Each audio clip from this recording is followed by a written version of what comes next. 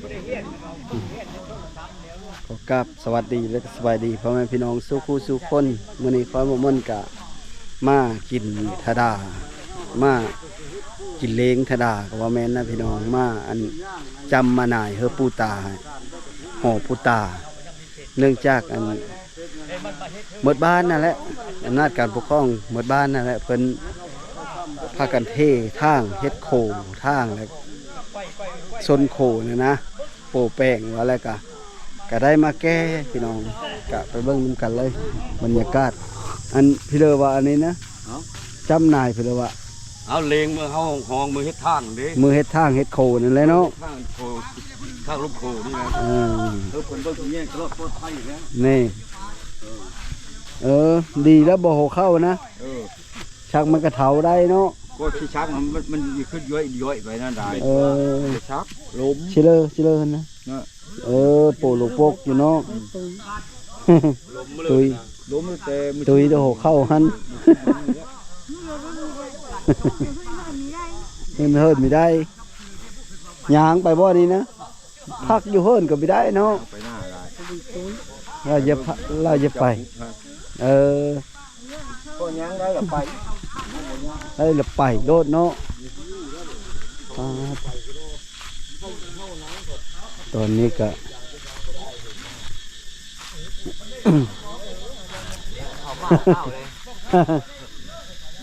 แปลว่ามาอันนั้นเนาะมาแก้มาบานเฮเพิ่นมื้อนี้เนาะมาจำมาหน่ายเฮเพิ่นหมูใหญ่บ่ใหญ่เติบตัวละลานโอ้แม่คนนั้นโอ้ยผู้เดียวบ่มานะแม่น้อยได้นี่ได้ได้คือนี่ว่าจะซื้อเล็กมาครับป้ามันอ้อเพื่อคืนนี้แม่ป้าโลกะลีเนี่ยกาแฟโลกะลีเนี่ยแม่ป้าผู้สมอยจัดแล้วเหรอนี่ลงไปขึ้นมาลิ้นตานะตั้งแต่บุกดงไปข้าวพูดปีหน้าไปพูดมากินธดาบ่มากินเลงธดาบ่วันเผื่อมื้อนี้วันอาทิตย์แม่นครับบ่วันอาทิตย์นะเฉพาะจะไม่ได้ลงเฮ็ดแล้วจะเนาะเพื่อถามกับวันอาทิตย์ได้บ่มื้อเลยปื้มมื้อตามพอต้มพดผังๆอยู่นี่เชอะหมูตัวละล้านพี่น้องเอ้ยมือมันต่อก่อนมือขึ้นไปยัดไม้เขาบ่ได้มันนักร้องหลายแล้วเหลือเฟ้อละเป็นเลือดไปก่อนไปยัดไม้เขาโอ้ยไปยัดไม้เขาพี่จะพกเทสเลยนะดวงลูกสาวตายเป็นอะไรนักร้องเป็น40-50 คนเลยแนวหน้าสวรรค์มีฮะเงินเพื่อจะเก็บเงินนะเงินนั่นชุ่มพี่น้องชุ่มนักร้องมาแต่สวรรค์พุ่นนั่นแหละแม่นหนังแล้วต่อเผาแล้วตู้ไปตู้มาแล้วมันเขาไล่อ้อเพราะกระเจ้าอันเมาแล้วก็มันก็มีหัวเมื่อแล้วลืมเลยแล้วไปเลยเลยขันว่าเมาก็บางเทื่อก็มีเมาก็เฮก็มีแถวก็ดีเนาะทงหลังเนาะทงแซ่บแม่ทงมักเฮดูทงนี้ก็มักเฮคอยเสือทงข้างหน้าก็มักเฮเราเอาโทษเชื่อเล่านะเราเอาเงินเล่าล้านหนึ่งแทนทีแล้วมันมาฮอด800,000ก็สิประมาณนั้นแหละเราเอาเงินบ้านหลายแล้วว่า100เศร้าตัวจะเก็บเนาะแล้วลงจังหันแล้วลงเพ่นเช่นเนาะลงเมื่อแล้วแต่ว่ามันเฮเขาก็มีข้องเลยมีข้องเลยเฮากับอันนั้นเพราะว่ามันเป็นงานแต่เฮาเด้มันก็ต้องถ้ามีนะว่ามันเยอะเฮ้ยเนี่ยคู่เด้ว่าเยอะอันเอาไว้ผัดมันผัดเฮอยู่วัดนะก็เลยว่าเฮ้ยเนี่ยคู่ถ้าว่าไม่มีเจ้าของก็ไว้เอาผลเลยแหละอันนี้ผัดมันมีเจ้าของเขาเสนอมาแล้วนะเขาจ้องขึ้นนะเขา เว้าเลยเงินเหมืออันดองอยู่บ้านนาปอดและพี่น้องดองหลานสาวค่อยและหมู่ถามข้าวก็จะเว้าฟัง สามขาเนี่ยติด เต็มเขาเว้าช้ำบุญ ว่าบุญคุณเลี้ยงแล้วตัวนี้ กว่าเลยสามเธอคุณน้ำเลงพุ่นเลย ทบคุณเล้ง มัน คุณเลี้ยง นักร้องดังๆ ทั้งหมดมานะดาวโด่งน้อย ยุทธชลวันจิมมี่ และก็ทีมสนุกก็มีหลายๆคนนะค่อยจื้อไปได้กันดิหลายขนาดนี่แม่บ้านก็มาแล้วพี่น้อง เขาเชื่อเรา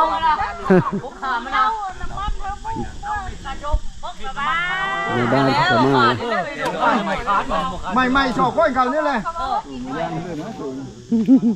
ยานดอก ถ้าหักโคแกงไม่ก็เนื้อโคเพื่อตื้นชอบเขาชวนไปได้ บอลเกมนี่จะโหมฮะ บ่มีเวลาฝนแก้วแม่เลยแก้วแต่ผู้อื่นมันหลายคน อย่าบอกเขาจะเป็นพิธีเจ้าภาพ บ่ ตัวนึงก็เอาไปพูดได้ ไปนะก็ไปเบิ่งน้ำเพิ่นก็ ไปในโห ไปเบิ่งบ่อนเพิ่นจำเพิ่นนายพี่น้องอยู่หนองผำเจ้าปู่หนองหอเจ้าขอหนองผำอันเฮ็ดพิเลกตามอยู่เดอบ้านนี่น่ะได้บานเพิ่นแม่นสิเฮ็ดทางหรือว่าเฮ็ดโขก็ได้ห้องหาแล้วก็บานเฮอแกเฮอจำหน่ายเฮอเพิ่นตามที่ตามคลองปู่ตาหยาบ้านเพิ่นพาเฮ็ดมาแต่เก้านั่นแหละปู่หยาตานายเฮ็ดมาแต่กี้แต่เก้าเพิ่นแล้วพี่น้อง200-300 ปีผ่านมาแล้วเพิ่นนับถือมาแน่นี้นี่ก็มีแตะกกชมพอโป้งไม้เบอร์ชมพอยามแค่ฝนตกแห้งหวานนี่คืนนี่ก็เขตอ้อหลายๆผู้ใดก็ได้นี่เด้อท่าน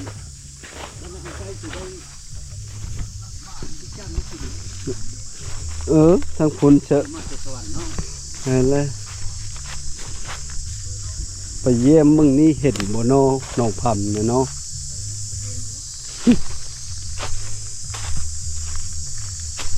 อันอย่าไปเบิ่งหนองพำพี่น้องคอยเบิ่งเคอคอยกับไม่ได้เฮามาจากเธอเห็นจากเธอ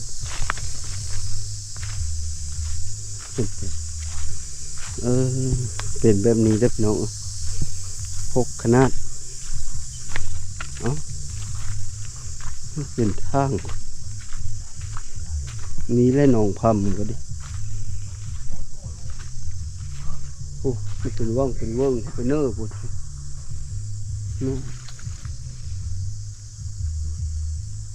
คนไม่ได้ลงเลยเด้อคนลงไม่ได้เลยเด้อ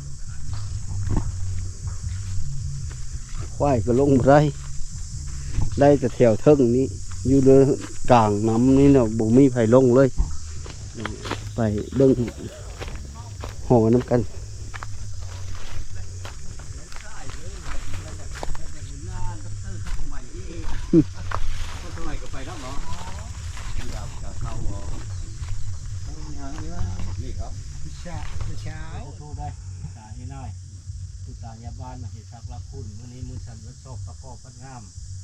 แล้ว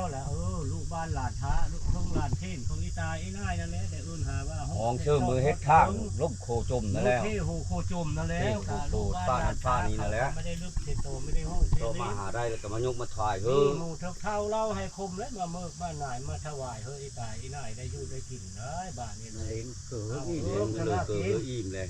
เอาธนากินเอา กองเฮนะก็ยังอยู่ได้เฮ็ดต่ออีกกับนิ้วทงเขาตื้นได้จักน้ำกันนี่แหละลูกบ้านหลานคาแล้วพากันเฮ็ดเช่นทางลูกมันยะทางไปทางมานั่นแหละนี่ก็โทงตื้นมันหลายคนเลยเนาะ มือหน้า เฮ็ด ไม่ ทา เท่าง ว่าไม่ยั่งมือหลังไม่เท่าว่าไม่แล้วเนี่ยมันแล้วมันโทได้บ้านไม่เท่าว่าเป็นนี่เป็นทีมเป็น ลึกช้าๆว่าจาได้ ได้หองได้หาแล้วครับ กินได้ มาแกมาพูดเฮอเลยได้ทางบ้านแล้วหอง แย่งได้แต่นี่ต่อไปลูกบ้านหลานท้าลูกพงหลานเทศมุกคุกไปหารับจ้างทำงานเมืองเท่า หาเงินหาคำถ้า ไป ขาย เขา ตำ เลื ร อก วจ ต่างประเทศกัน ขาเช่าขายก็เบิ่งแย่ง ตามน้ำชน คนเลย พวกเป็นเหตุลาเหตุการณ์ทหารตามโลกอ่ะยุ่งชิโน่ท่านบ้านลูกบ้านหลานท้ากันเพื่อนำเบิ้งนำแย่งเขาอยู่ดีมีแห้งเขาได้เงินได้คำเขาโชคเขามาเขาคำเขาโรยเขาเลยซื้อเลขเขาโรยซื้อโหยเขาทื่อที่ดูเขาเลยก็บ่เขาก็ได้เดี๋ยวนี้หอพระชาติราชบังอีสานได้ครับมันขับงามเลยเดี๋ยวนี้ก็จะโหเขาเลยกับอีตามอีตาอีน่าอีดูสงสารกับบ่เด้อคือหาชักทางชักคู่หาเงินหาข้ามกับคือเขาตลอดปลอดภัยทั้งไปทั้งกลับเขาเดินแมนแลนสะดวกแล้วได้เงินได้ขั้นสุขภาพเข้มแข็งแข็งแรงแล้วก็น่าเกณฑ์ รักษาบ้านที่เบิ่งแย่งคุมโกงเลยเบิ่งต้องไปเป็นนี่ได้ นี่มีคือมาทัดได้ นี่ก็คือ ลำแนวลุยได้มาหาได้ มาจำมาหน่ายเจ้าปู่เจ้าตา เจ้าปู่นองพำพี่น้องเจ้าปู่นองหอเจ้าพ่อนองพำอันนี้ก็คือเจ้าพ่อนองพำศาลเจ้าพ่อนองพำไม่เห็นสักหลักบ้าน ช่วง7 เทปต่างๆก็มีทวงตื่นได้มันนับมือนับจะโลดแล้วบ้านเมืองเฮาก็ดีเธอเขาก็ครอบบางเธอเขาก็ไม่ครอบนะ เข้าอีกาก็ตัวนี้พูดแล้วนี่ลายพูดเลย เพลงลาย เกินเลี้ยงจุดก็อิ่ม เพลงลายพูดแล้วเนาะจัด ล้างขี้โกยพุ่นเจ๊ เอาสิฮะ ลูกบ้านหลานชายจบแล้ว ก็ได้อ๋อ เพิ่งลูกเพิ่งหลานเขากุมได้ เงินเพื่อมันได้ จบวันนี้นะเด็ดอันนี้จำอะไรบ้างนะ ได้แล้วฮะได้ ซ้ำไหมเอาไหมค่อยเอาไม่ได้ เอามิเอาเลย เอาไม่ได้ ผมได้ไม่ได้มาชุดเลย เท่าเลยเอาได้ เอาเลย FC ก็มาเนาะนี่ พี่มาเอา เอ็ดที่มา จะเอารถ บ่ได้เอาได้ เป็นรถนี่เอากินไม่ได้เด้พอดีได้สักเราก็เอาไม่ได้คือกัน ไปชูเขากินอยู่คนนี้เราดีกว่ากินเหล้าในมัน มาเอามาใหม่เลยนะ นั่นเลยไป ในบ้านห่วงก็มาอีกแก้ว เดี๋ยวแล้วก็อ้อบัน อยู่ให้แบบเป็นเรื่องแป๊บนี้นะวะตัวหาแต่ง เย็น ตัว เขา ให้ บอกได้ยินเขาบอกแล้วเขากินคนมาบอกก็ได้กินทุกกันอ๋อ โทรศัพท์ไปนั่งมันจะเป็นว้าวไปเลย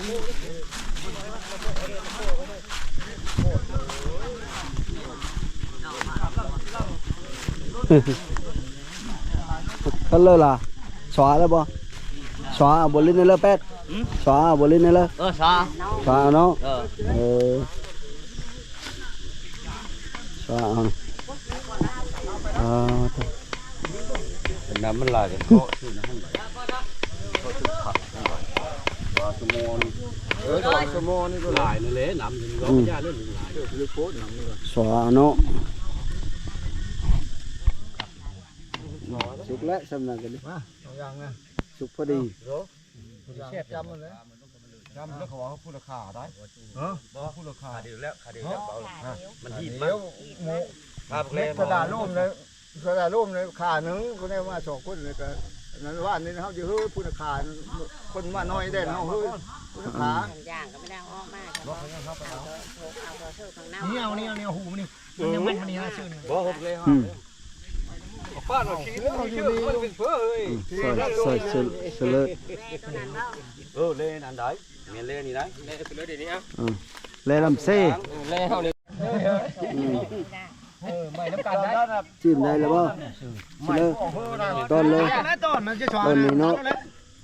มันโหน chỉ ton này nhai rồi đấy จับตัดเลยนะ จับเอาไว้ที่หูมันมีหัวเป็นเธอเลยนะเฮ้ยจับมันทั้งแล้ว ใหม่มาทำไมไว้ ฉันเป็นปันอิดได้ขนาด เธอแล้วตัวมีอ๋อ น้ำกันได้ลูกแป้งด้วยแต่เพื่อนยังไม่กินไม่ให้หูมันนะมันบอลโกงเข้ามาแต่เพื่อนจะตีเข้าได้นาไม่มาชองไม่มาชองเขาบอกเลยเห็นดีมาชองผู้เดียวมาชอง เว้าเฮาเข้าใจได้เว้าไปเลยว่าใหม่ไปเลยว่า เ ไม่เอา เหงา เราก็เอากระตุกเขาบัดกระตุกเชื่อมันเชื่อเรา เออ ผู้นึงผู้นึงไปซื้อ ไปซื้อเหล้าแล้วเอากระตุกน้ำมันเชื่อเหล้าเฮ้อแล้วมันกินบ่ได้แล้วบาดนี้เหม็นเหล้าไหมบาดนี้เนาะ แล้วบ่ขม่าแล้วบ่แล้วมาแล้ว ช่วยนี่นะช่วยรถช่วยรถ ค่ำนี้นะ ช่วยแค่นี้แล้ว หาโฆษณาเบิ่ง เธอบีมันเอาแล้ว ทางเก่าเพิ่นมีเฮามากินน้ำเขาเพิ่นสิเอาไปเฮ้อพี่น้องใส่ค่อยแหละมีกล้าเฮามากินอยู่บ่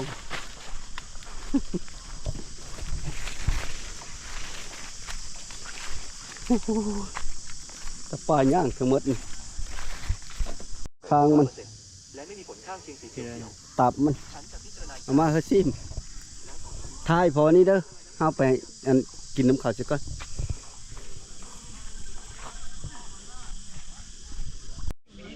หมูน้อยพอดีกินเนาะ ท่านได้ซื้อยางไว้เนื้อจาม อึบ นาเปิ้ล ต้นนี้ นาเอ๊ะ ต้นใหญ่คนละกัน มาได้ ขวางแต่ว่าคนมีจะซื้อ ฮะ ดูแรงน้ำเดือดแล้วนี่เอาหีเอาชี้ปง เนี่ยลาดโบ้มาเล่เรามาลาดยังไงกระโดดเอาเลย เอาเขาพัก เพิ่มคนมีที่นะหมูเอ๊ะโอ้ยโอ้นี่เด้อ ก็ได้ละ มันโกรธหาดเลย ก็มีมึงโทรหาเนาะมือ มันบ่ได้ใครได้ดอกหมอเอ๊ะเคยเอาแม่ล่ะ มาไหม ผู้เริ่มเคยเอาแม่สูตรพันธุ์แท้ แล้วเลยบ่ฮะ ๆแล้วเลยแหละ เข้าใจ สูตรพันธุ์เลยแหละ มาไหม เฮ้ยเฮาก็ถึงจะชี้มันเดินมันก็ดอย ยุ่งกันได้ว่าลุกได้คือวางทุก เงินนานบ่ แล้วโหยน้อย มันผู้ลืมคือประสบการณ์นะมันคือมันเน้นเลยนะ เน้นความนี่แหละ ผู้ลืมมันแค่เลยคืออย่าเผาเว้าเลย มื้อนี้ก็ว่าติดนี้ก่อนมื้ออื่นติดนี้ก่อนบ่หลายมือห้ามนี่โยมนายบ่ กันทั้งหมดเลยทีนี้ทั้งหมดเลยที่เขาจะ นี่คือเรากินข้าวนี่ไปเชี่ยก็ไม่ไปรีบจะลุกนะ อืม จะไปเห็นช่องเขาฮะไม่ได้ปากย่างเหมือนเนาะไม่ได้กินย่างนะเลยไม่รอพวกย่าง โดนจงบอกโดน ช่องมันกว้าง นั่นเหรอวะ เห็นเนื้อขาจับขาแล้วมีว่า โอ้ นั่งชื่อ ไอ้เรื่องเด็กอยู่นะ เบิ้งนะผู้ชมเว้าเจ้านี่ตัวเว้านั่นนั่นมันจะคนไม่เห็นเราจะผู้เจ้าฟังเจ้าเนาะ เมฆไปเห็นเด้ชนะเขานะโอ้โห มันพอเบิ้งนะ โปรขึ้นโปรลงจำบูนี่แหละเนาะ แล้วอยู่ในผู้ชมเว้า จำก็เห็นปลาบูแล้ว ที่บอกว่าคนจะเป็นบ้ามาจ้างตะยินมาเพื่อนเราว่า เท่านั้นแล้วจ้ะ กันไม่เห็นกันมีลุงซุกซนเขาเห็นป้าจะฆ่าแล้วกันเอาไปเขาบอกเลย เจ้าน้ำก็มืดน้ โอ้ยเห็นมึงอยู่นะมึงไปแล้วนะว่านี่ได้มาทัดนี่นะเขาไม่ไป ำพัน เขาดูเอิญมาก บอกไอ้เบิ้ลไปแล้วไหนผู้เจ้าก็จะหอบอยู่วัน มาแล้วเอาไปฆ่าคืนเลยครบ4 วันนะเขาใช้ กูน้ำกันน้ำอยู่น้ำตื่น ผู้ชึกแล้วผู้ชึกชงเขาหาดแล้วเขาขยับไปเลย เออผู้ทรงหาดพลักอายเนาะผู้จะเบิ่งผลน้ำอยู่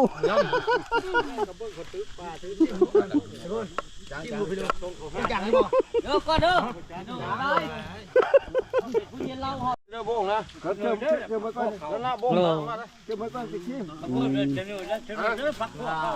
ของเพื่อนบ้านหนึ่งน้ำกันแต่เข้าบ้ากันไม่ได้ เชื่อมาเพชรเด้ เท่าแล้วมีทั้งรับทั้งสวา อ้าวน้อยดิไหม รับเลิศ บ่น้อยนะ บุหาน ช่อยเจ้า ฆ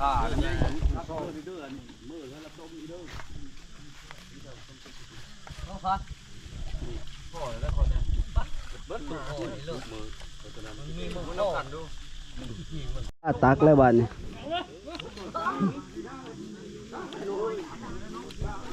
น้ำหิ้วพ่อฟกเนาะน้ำหิ้วพ่อฟกอ่ะ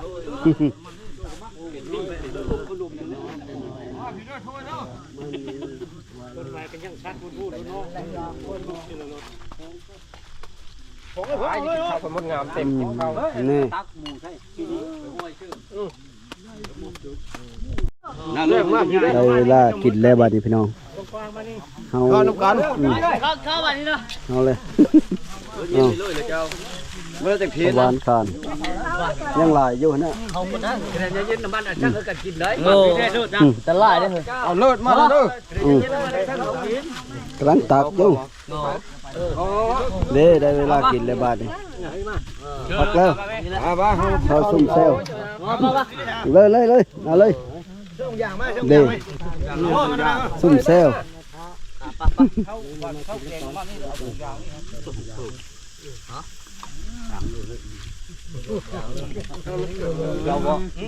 แซ่บบ่เอาอันหน่วยอันพี่ละวะ หน่วยเป็ดเฮา หน่วยเป็ดก็เฮิมหมูเป็ดเป็นผู้เย็นเออ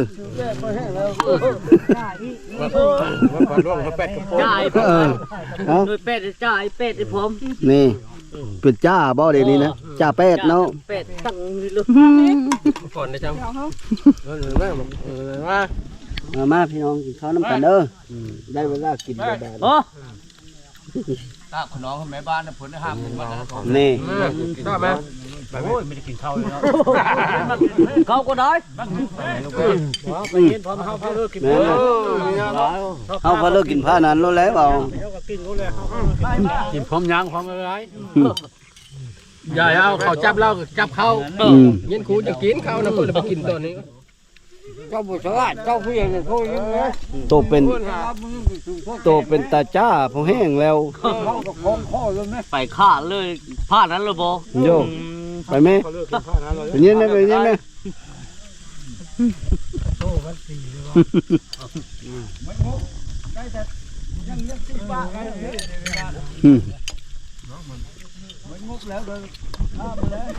ระบาดนี้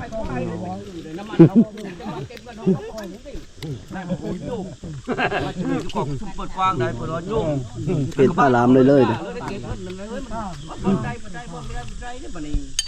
เป็นเลยแซ่บบ่แป๊ดแซ่บบ่ แซ่บเลยเฮ้ย อืม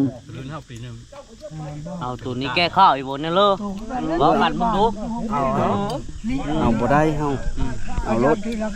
เฮาอย่าไปเฮ็ดงานเด้อ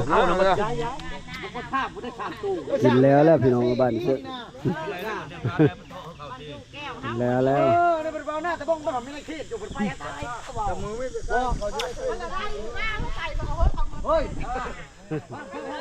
มาฮอดนี้ก็ถือว่าคลุกอยู่แล้วและผู้อิ่มก็อิ่มแล้วพี่น้องสุดท้ายก็ขอขอบใจน้ำพ่อแม่พี่น้องเด้อที่เข้ามาที่ตามรับชมในการกินแกทาดาเจ้าจำหน่ายเฮอเจ้าปูเจ้าตาเพิ่นก็ถือสำเร็จเสร็จสิ้นก็เฮออยู่ดีมีแห้งก็เฮอโซกมานเฮอลำเฮอโรยสุขุสุคนก็เฮอแล้วเฮอโถอยู่ในนี้และมื้อนี้แล้วก็ขอขอบใจหลายๆเว้าก็มีเรื่องขอขอบใจหลายสบายดีอันติดเชื่อว่านี่นะบุญไปเลยบุญมันน่ะปอดวันที่สิบฮะบุญโลงใหญ่เนาะบุญมีบ่บังไฟกันดิพี่สาวทั้งหมดวันนี้สาว2 คน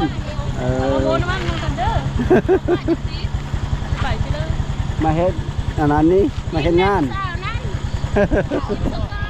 นี่ยิ้มได้ผู้บ่าวนะตายผู้สี่เต็มเที่ยวนะเชื่อเลยผู้อุ้มบาทนะอะไรมานี่ไม่จะได้ป้อนเงินสำใดพ่อนนะมาบุญน้ำกันจะดีมีแห้งตอนนั้นว่า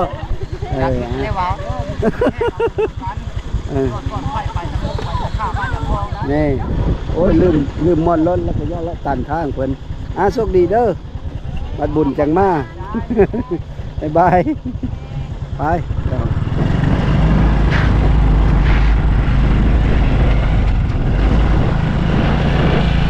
พอดีมาเฮ็ดงานอยู่บ้านนปอดกับพบพี่น้องเพิ่นกำลัง